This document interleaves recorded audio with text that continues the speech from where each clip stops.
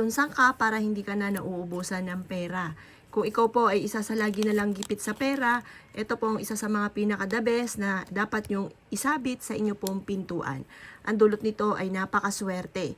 Kung ikaw po ay lalubog sa pagkakautang or napakatumal ng inyo pong negosyo, asya ngayon 2025 ay wag na wag mo itong kakalimutan dahil ito ay makakatulong upang sa ganon kayo po ay lumebel up ng swerte at hindi ka na lagi naghihirap lalo na sa pera.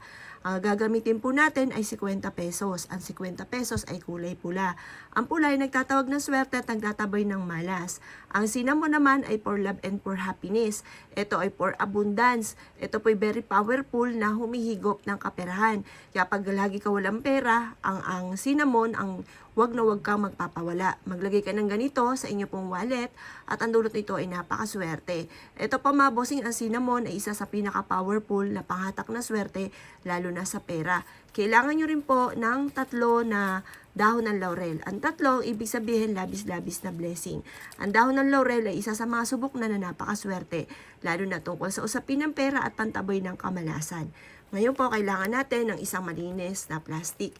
Ang gagawin nyo lamang ay ilalagay po ninyo ang ating pong 50 pesos na nakaharap yung mukha po niya. At pagkatapos ay ilalagay na rin po natin ang 3 na dahon ng laurel. I-wish po natin dito na kailanman ay hindi na tayo mauubusan ng pera. At araw-araw po tayo na magkakaroon ng maraming pera. Ito ay simula na ng ating pagyaman. Ito po mga bossing ko, ang gagawin nyo lamang, ilalagay nyo na po itong ating cinnamon.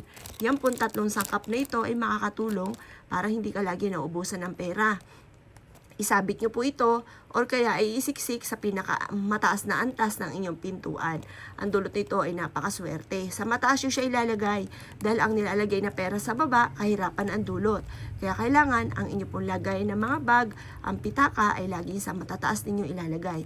At ganoon din, lalo-lalo na ang pampaswerte na kagaya nitong aking pinapakita. Isiksik nyo ito sa mataas na antas ng inyong pintuan at ang dulot nito ay napakaswerte. Ngayon, kung ikaw ay naniniwala, gawin nyo po ito at baguhin nyo po ang inyo pong mindset na kayo ay walang pera.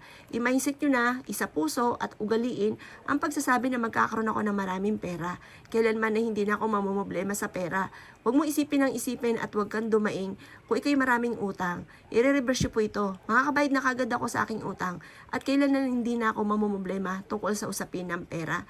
Kaagad-agad ay makakabayad ako dahil maraming pera ang darating sa akin. Ugaliin nyo po yung ganung mga salitain at makakatulong po ito para ikaw po ay araw-araw na magkaroon ng maraming pera.